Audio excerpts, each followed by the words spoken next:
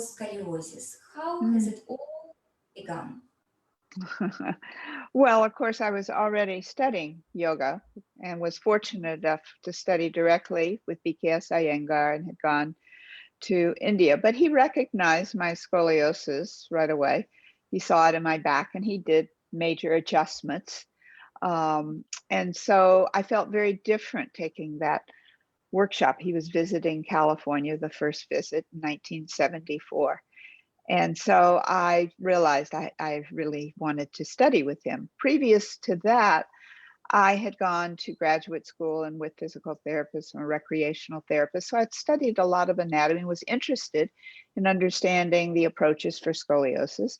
I wasn't having a lot of back pain, but I knew I had scoliosis. And so there was that interest and understanding the Western approach. And then, of course, then I found a teacher who really did address my scoliosis and made me realize in that time period that I really could address my scoliosis. I didn't have to make it get worse. I did feel a tremendous difference after that workshop. So it really made an imprint on me.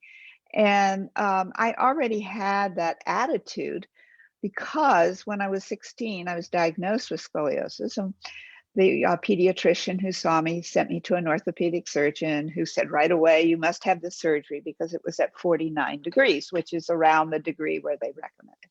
But I didn't like that answer because I was very athletic and I didn't like the idea of of lessening my movement. I was playing tennis, swimming, etc. So then my brother was a doctor and he sent me to one of the top specialists at Children's Hospital in Boston. And Dr. Harris said, oh, yes, your growth, though, has ended. So I'm not so interested in operating right away. I want you to have a year. And he said, not always do we have a year. What? He gave you a second chance to avoid the surgery.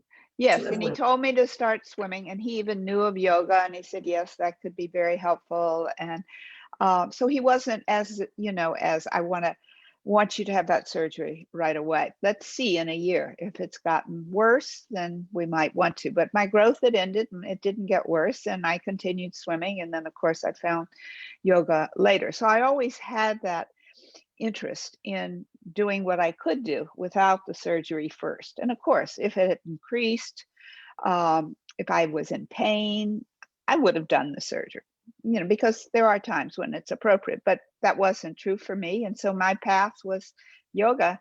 And then it was my own discovery with my own practice where I really honed in even more in detail of the different conditions, the different patterns. I really wanted to be more specific for people because people had different issues that come up with scoliosis and different patterns. So I really did want to stay with the scientific or the medical approach of here's the typical patterns. And so that helped people to be able to identify. It was a way of me teaching because I could really reach like 80 to 90% of people who have scoliosis have these 4 typical patterns. So it gave me an avenue to be more specific in how to help people. So. Thank you very much. That's a great answer. I just want to say that the goal for this for our Friday Live is I want to enable more people to find the best solution for their back problem, regardless whether they have scoliosis or not. And surprisingly, so many people do have scoliosis, not a significant one, not necessarily, the severe, right? But nobody even symmetrical. Everybody has a little bit of asymmetry. But guys, regardless of whether you have scoliosis or back pain, I want to say that tonight these are not ordinary people in the studio. These are extraordinary people because at some point of their life they had to make brave decisions. Doctors do make recommendations, but in a bigger picture, you're on your own and you have to make a decision for your own back pain and assume responsibility, okay? And when you're so young, when Elise was 16, right, Elise? 16 years old, you don't know much yet. You don't have much life experience. So to make a decision like that, for the rest of your life, it's pretty significant to go with the surgery or not. So my goal tonight is, guys, I hope you get inspired for something bigger, maybe to go with a bigger action or plan, or maybe this interview will help you to cope with a challenge or get through lockdown. Yeah, and I do agree. It is everyone's responsibility, and guidance is really helpful to have that inspiration. So that's partly, it's a passion for me. It's a blessing in disguise for me, because if I hadn't found the yoga, my life could have been perhaps different. But it really, there are ways, I guess, is what I really want to reach people. There are so many times doctors will say, the majority, unfortunately, there's nothing you can do with your scoliosis. Or if it's back pain, oh, we'll just give you, we'll give you pills. But it's really it's becoming more aware. It's acknowledging it first. This is important. A lot of people with scoliosis, it's behind them and they don't want to deal with it. But you have to acknowledge it first. And Yes. then it doesn't mean that then you get depressed. It means, okay, now how am I going to address it? How am I going to address it? But you can never do that unless you acknowledge it. And it's, everybody's got something. So it's just, you have to learn whether you choose yoga or massage or Alexander technique, but you got to go in depth. And the whole point of yoga is consciousness and awareness, being present with your practice. So you have to do that with scoliosis. You have to tune in which way your curve is going and how can you counter that? How can you affect the rotation and decrease it so you get out of the habits, whether it's structural or whether it's just non-structural. Because if it's non-structural and it's just from habit of the way you hold your shoulders, the way you sit, so we have to be aware of our posture. We have to be aware of whether we need strengthening or we need to stretch that area. And the breath is key. As you know from my course, I really focus on the breathing. And that's, to me, one of the key differences with yoga is the breathing versus these are exercises for your scoliosis. It's much, much deeper. And it's a spiritual practice on top of that. So it centers you. And that's important too. So Elise, you have a gift of wrapping it up. I mean, the whole essence of of yoga into two paragraphs. You just condense all the aspects of yoga, rest and awareness. And I remember from being with you at your training in Victoria and Vancouver that you are a very passionate person and you are very passionate about what you do, and it is contagious, this passion. It is contagious. I bet before you were, before you knew, before the doctor handed you out the diagnosis, here is scoliosis, you couldn't fathom the idea that at some point you will be teaching yoga for scoliosis, well, for the whole world, because you are pretty famous in the whole world. Well, I was really guided by my teacher, my practice, and I just did what I loved. And it was so funny. You asked me how it all began. I didn't share this. In 1990, Yoga Journal, or I just got this strong feeling. I can't remember whether Yoga Journal asked me or I presented it to them, but I wrote this article, Yoga for Scoliosis, for them in 1990. You would not have believed the response. Letters, there were no emails back then, or it was just beginning. So that's what launched me. And then it was doing the DVD and the booklet. And then I wanted to go much more in depth and wrote my more recent book, Yoga for Scoliosis, A Path for Students and Teachers. So that's my big book. And that's the one where I've really gone into detail. Here it is.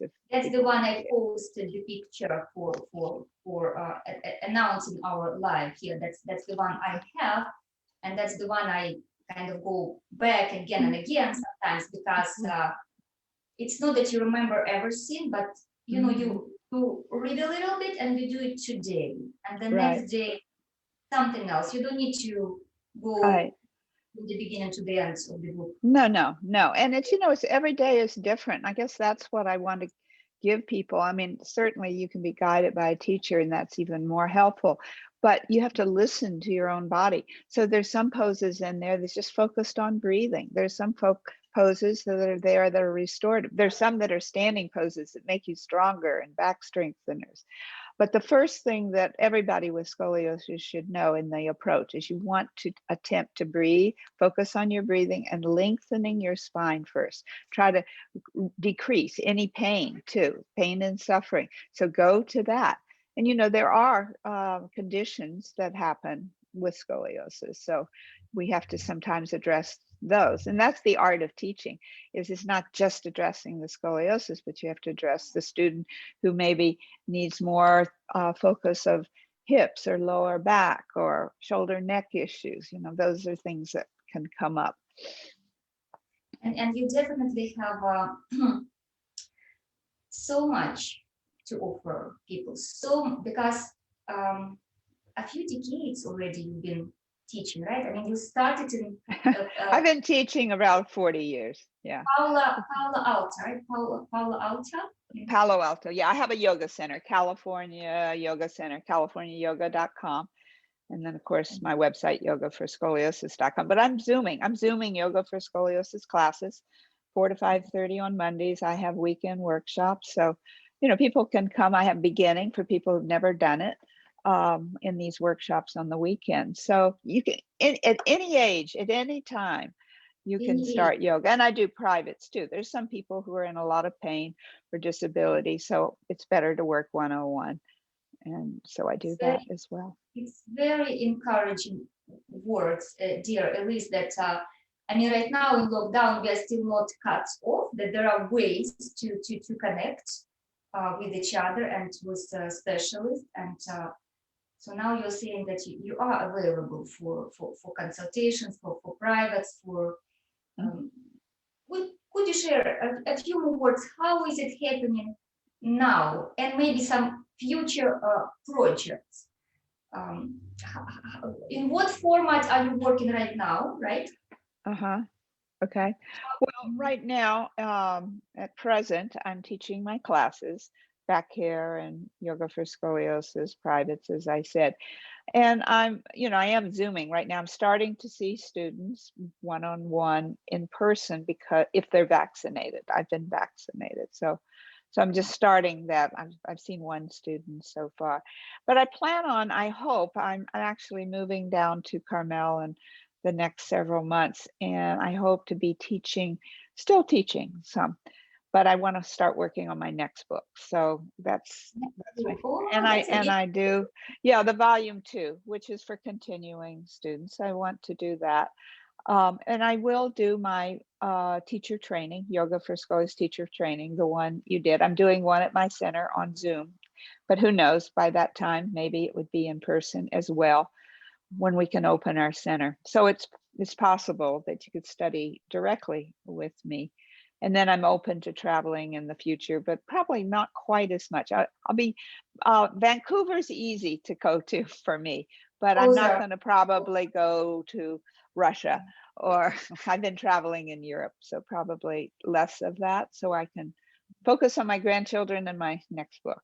Congratulations! I was going to start with that. That's you 2 weeks old today. Grandson Weston. Weston, yes. And I have a 3.5-year-old Caleb, who is precious too. So of course, you're very busy. Thank you for agreeing and sharing some time with us tonight. Dear Elise, so I remember that you have announced a retreat somewhere in Mexico, but for now. Yeah. Yes. So I am, that was going to be for the teachers, you know, kind of a conference, but I've decided to put that off. And then there's maybe a retreat that I would do for students in the future. So just what I suggest to those who are watching is just go to my website, yogaforscoliosis.com, and tune in. I haven't set anything yet. I'm still waiting to see, everything seems very good in Mexico. I taught a retreat there actually in February. It was my first time that I left California for a year. Wow, And wow. it wasn't scoliosis, but a lot of the students had scoliosis. It was just a general wonderful retreat, and it's a beautiful place. So that's another place. So I have some retreats that I do Let's as keep the well as fingers work. crossed, that somehow the situation will resolve sooner or later. Guys, so all the information is on the website, Elise's website, yogaforscoliosis.com, for the teachers, but not only for yoga practitioners. You will find many Right, essential. right. When I do the part 1 and 2, we want students with scoliosis. That's particularly when it's even more valuable. It's great on Zoom. It's fine. I've worked it out. But when you're in person, as you know, we had students, and then the teachers can then work with the students, and the students get a lot of attention and adjustments. So Lot that of works attention.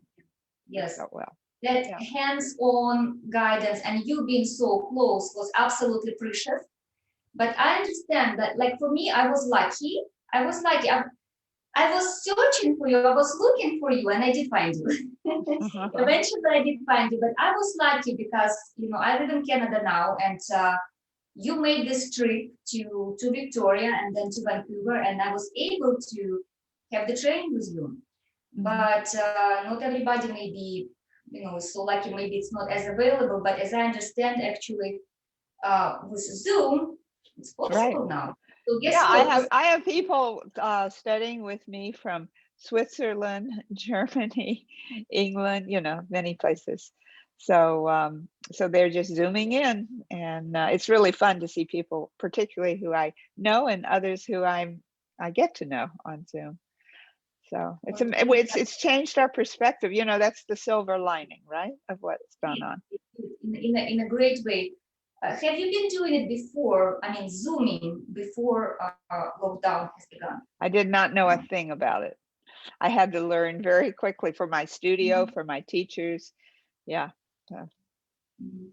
Yeah. Yeah. Thank you But very I much. do want to say that for those who do have scoliosis, or even, as you say, other back conditions, it's really possible to alleviate pain, but you have to be patient. I call it 3 P's: practice and patience, and perseverance. So you have to be steady. And one of the keys that I want to say for everyone is that it's being consistent. That's what I mean by persevering, not that you're overdoing. And the other thing is, I said you really need to acknowledge that you have have scoliosis, but you can't overindulge in it either. So it's a fine line. And I have experienced that when I first got into addressing my scoliosis. It was like all I was doing was yoga, and it was wonderful. And then I went to Iyengar, and he made me stronger, and I felt like, oh, I want to help all these people. And so then I forgot my own practice for a short time, and I went, wait a minute, no, I have to get back to my practice in order to help people. So I think we need to acknowledge our pain, or whatever it is, our scoliosis. But then we don't want to get overindulgent, but we want to be present and attentive to it. So it's finding a balance, and that's part That's of. a great message from you today to the whole world. I'd like to repeat it again, reiterate. So 3 P's: Yeah, patience, pra- perseverance. Uh, practice. So you want to uh, practice. You got to have patience with yourself, because sometimes it's not so easy, and yet persevering. Just getting on the mat, and doing something that feels good, and the more you practice, the more what poses work for what. It's yeah. it's it's it's like being a detective. It's like going deeper into discovering yourself. It's really discovering yourself. Guys, hope you hear it and remember for this lockdown and later, even after it ends, the encouraging words from Elise: patient, perseverance, practice, because it gets her through her a few, I guess, challenging situations. Dear Elise, I would like to share with you one more thing, maybe that you even don't know, because when I was in your training, and we're gonna be wrapping up, I know you have a busy life. Uh, when you've done your training, it's a group training, I didn't share it with you, but and as an Alexander teacher and person who also experienced some back pain and also has mild scoliosis, you basically were one of very encouraging people in my life, because when I came to Victoria and I saw you guys doing yoga and pretty intense poses, all of those back bends and forward folds, it's not a joke. So when people with scoliosis go to see a specialist, many specialists will advise against. They'll say Against that, doing something. yeah, absolutely, they'll say it's a no-no. Forward folds, back bends, squats, they'll say forget about it. Why? I'll tell you why. Because scoliosis, basically, yoga practice, if you're not careful, you exacerbate your scoliosis because it's a path of least resistance. Your body will repeat what's familiar. Right, right. It falls into where your curve already is. So you do it with that curve, not being aware. But that's the whole key. That's the whole key, is the awareness. So, so then do I do it, and do I draw my ribs more in where they poke out? And so you're bringing your consciousness, your breath into your body to not just do it on automatic, or just as the body wants to do it. Sometimes you That's have to go, true. no. You have to go, no, I have to be aware, and I have to be aware. What's my pattern of posture? What's my And pattern? Elise knows the way to do it, because there is nothing as discouraging as for a young person to hear that they cannot do back bends, forward folds, and squats for the rest of their life. It's very, this might be very discouraging, but Elise did find a way Yeah, to and I practice. want, yeah, and I want to say, for those who've had the surgeries, and some of you may be watching, there is still so much you can do. Yes, you're not going to do extreme Of back course, bends. You're not going to, but yes, you have an advantage because you're folding in the correct way that somebody without the surgery would do. But there's all the standing poses. There's so many ways, and I've had a lot of students who, it's not like you have the surgery and the pain. Sometimes people still will have discomfort, and so they need to stretch as much as those who don't have the surgery. So, and I just, one last thing to share is that I think that I, as I got older, I created a condition called stenosis, and so I did have some pain in yes. my hip, and it was because of the nerves being compressed. Stenosis is where there's compression, where there's no more space in the spinal cord, and it came from my scoliosis, the rotating one way, rotating the other. So I went to the Iyengar's. They gave me a set of poses, and there's one particular pose that I would just take me out of the pain. So what I'm saying is, I'm not invincible. I'm vulnerable Nobody is. to pain, but I have those 40 years to be able to know how to practice, but I still needed some guidance. So, that's important too. No, with all due respect, that's what I'm saying. The path is not easy. It's not that. Okay. Well, proof, of course not. We are all alive. We are human beings. We are, and this is, it just shows that when you experience that pain, you still did find a way out. Yeah, Mm-hmm. yeah. Dear Elise, Yes. one last thing to share with you. Um, Basically, even surgeons today acknowledge that structural changes are not sometimes even major cause for the back pain. And I did email Dr. David Henscom, a surgeon, orthopedic surgeon from Seattle, about you, Okay. about your experience, and hopefully there will be in the future more communications like that. Yeah. Yeah. And I have two major doctors, a very famous one, Serena Hu at Stanford, because I'm right where Stanford University is. And she recommends many patients who she feels the surgery is not appropriate for.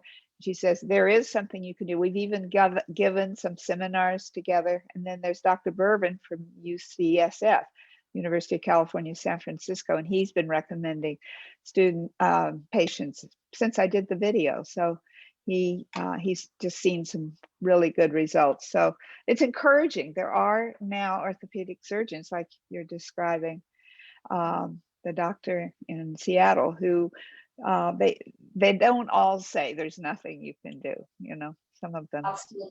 We both know yoga teachers who had surgery, like the Harrington rod Right. implanted, and they are fine, they're moving, they're a great example, but I'm saying that for chronic pain, surgery often is not the best solution. So No, you should thank you. try to do everything you can before Yes, you do that. Right. before that. Yeah.